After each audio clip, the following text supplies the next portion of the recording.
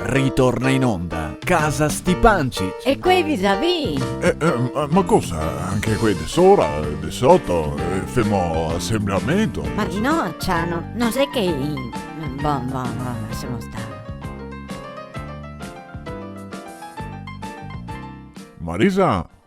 Marisa, Dimmi, Ciano. ascolta, ma ti sa qualcosa del piccio? Del piccio? Ma che piccio? Cosa? Brian? Sì, chi se no? Marino no di sicuro, che presto 50 anni. Bon, va bene, però, te sa, per me resterà sempre il mio piccio. Ah, sì, lo capì.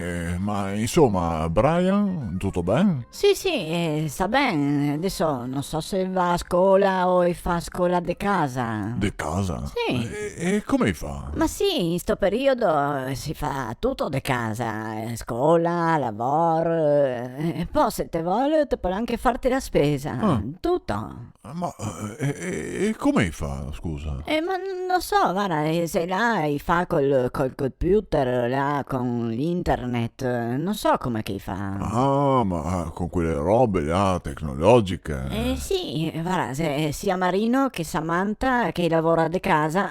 Ok, ma i lavora mai in casa? Sì. Strambo, cioè. Sì, guarda, ma ho inteso di tanti che fa così, sa? Ah, buon, sei riva? Ma sì, dai, sei bravi. Ah, su questo non ho dubbi.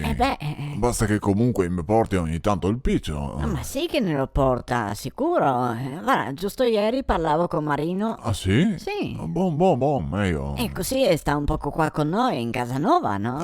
Sì, anche perché lui non si mai sta qua, no? No, infatti, speriamo che si trovi bene. Ma sì, dai, come te vuoi che si trovi? Noi siamo noi. E lui è lui. Ah, ma dai, brava, Ma sì, lo capì, ma magari la casa, le camere, il bagno, è tutto diverso. Buon, ma non cambia assai, si abituerà. Alla fine Casanova è Casanova. Sì, quel sì che era un uomo. Ma quale uomo?